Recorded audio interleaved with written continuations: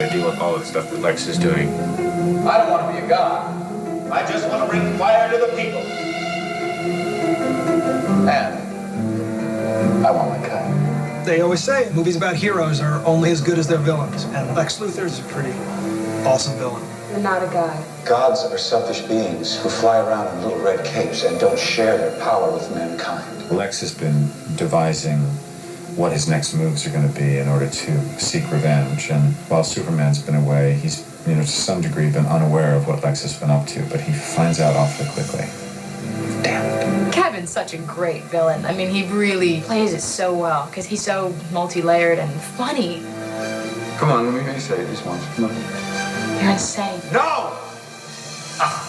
Parker Posey will make a nice accomplice for his character. Yes, she's along for the Lex Luthor ride, but she's got her own point of view and her own agenda. But with a character like this, you have to have a sidekick, and she's hilarious. Their relationship is quite complex, and for whatever reason, they seem to need each other.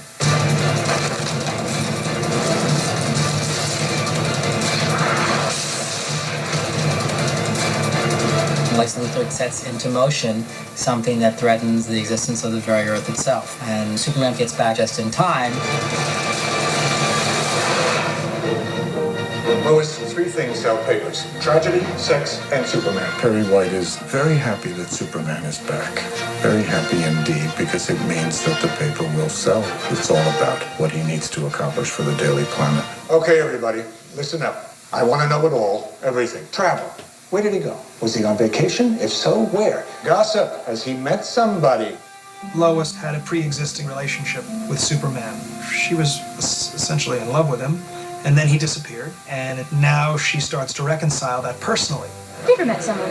It's almost like you were from totally different worlds, but you showed such a strong connection that you knew you were destined to be with each other. And then he just takes off without explaining why or without even saying goodbye. Who are we talking about? Superman Clark Kent really has to come to terms with, especially in terms of Lois Lane, the reality that things have changed, and I think that's a real sort of wake-up call for him.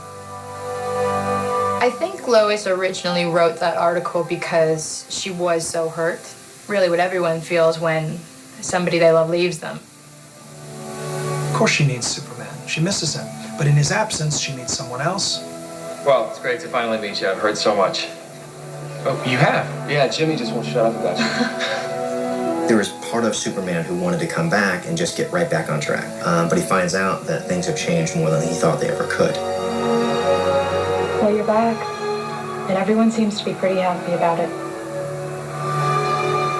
Not everyone. His relationship with Lois is the strongest out of anybody on Earth. There'd be nothing more devastating to him than to be told by the woman that he loves that he's no longer relevant in the world. Richard, he's a pilot. He takes me up all the time. Not like this.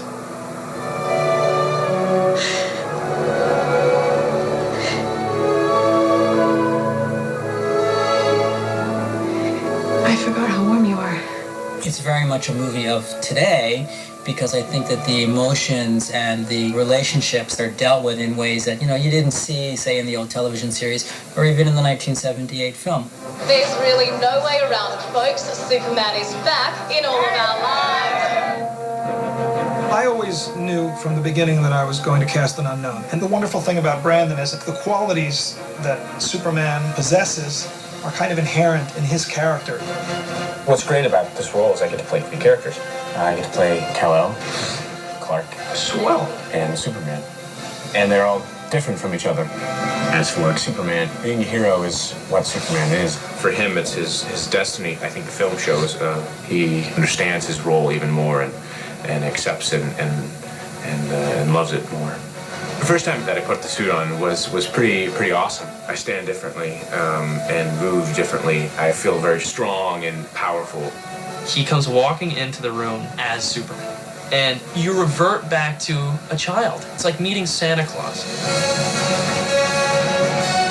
Brandon assumes such a different personality as Superman, which is really cool to see as well. To see how he plays Clark Kent compared to Superman. It's such a subtle change. Brandon's done this before. I told her I'm a freaking flyer. There's nothing to worry about. I've learned a lot from portraying Superman. It's been a very, very big experience for me. This isn't a cartoon. This is a movie that happens to take place in this amazing comic universe. It's meant to have its own story, its own drive, and even if you haven't even seen the early Superman movies or don't even know the character, you'll understand the context quickly enough.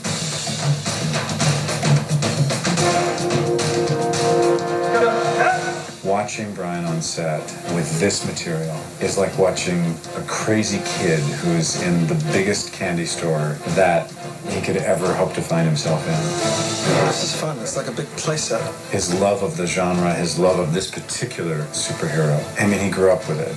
I tried, because of perhaps my nostalgic love of the characters, to put in a few interesting cameos. We have Noel Neill, original Lois Lane from the original Superman in the 50s, and Jack Larson, original Jimmy Olsen. Lois Lane! It all came together, under Brian, and it was in our talks about the character and the story that helped me understand what he was looking for and what he wanted to say with the film. He knew every statistic, every fact, every date there was to know about anything having to do with Superman, which was helpful to me to have somebody who had such a wealth of knowledge about it.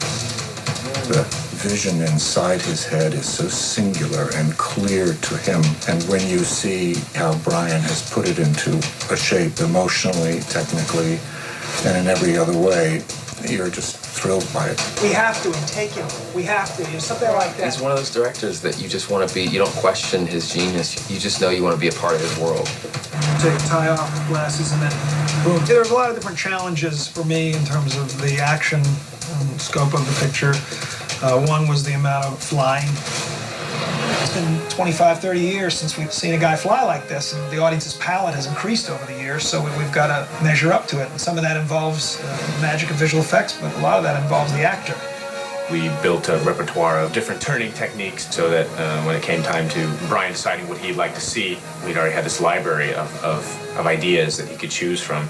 You're always deliberating, too, with things like the physics of Superman. Okay, how much trauma is on his body when he's flying 40 miles an hour versus 400 miles an hour versus 4,000 miles an hour? What is the interaction of the cape when he's catching an object, catching a plane? And we did a lot of tests to interpret stresses while in flight, while suspended.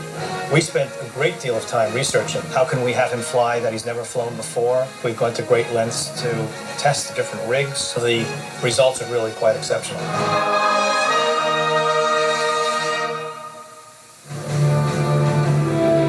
He wrote that the world doesn't need a savior. But every day I hear people crying for one. It's nice to see these beloved characters because they give us something to believe in, and it's great to have a hero that sets a good example for kids and adults. Does he still stand for truth, justice, all that stuff? This film is a completely different experience.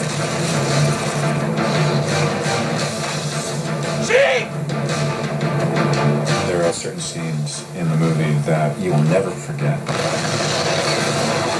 But still quite an epic film, an amazing cast, and things that haven't been done before. I have advanced alien technology. But millions of people will die. Billions!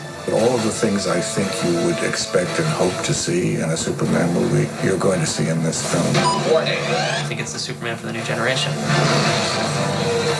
It's time to save the day and take care of business. And Superman is the ultimate hero. Bring it on!